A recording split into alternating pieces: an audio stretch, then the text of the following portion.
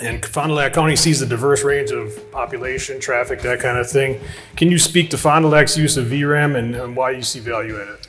This is a typical centerline joint. Deteriorated, cracked, settled, and actually concave in. So when we look around and went around and evaluate our highways, we'd see a lot of those type of situations. But we always have an issue with the centerline failing. And we try to track many of different products, from topical treatments to chip sealing to GSB to soybean type treatments right after we paved to now J-band. You know, the goal is obviously to keep this pavement running and lasting as long as you can. As I mentioned, we have 384 lane miles, centerline miles of highway.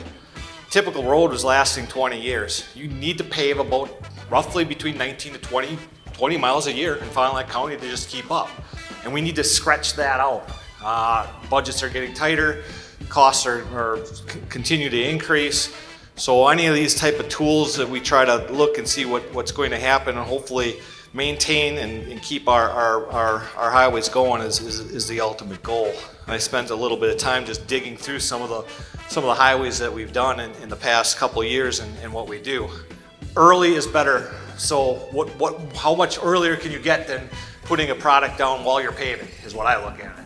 If you can get on these roads earlier, seems better. So in my mindset, this is going to hopefully take care of some of those issues, keep this pavement rolling right along. So it's the right road in the right place, right? We do a lot of J-band. No different. I kind of equate it to your house. You got a roof on your house, you put the roof cap on, right? So it's to support that road. Ultimately on the bottom side, hold that road together. It's all about trying to figure something out for 1, 2, 3, 4, 5 years down the line. Everything kind of affects each other in a long-term thing. That's how I tend to view things. I want to look long-term.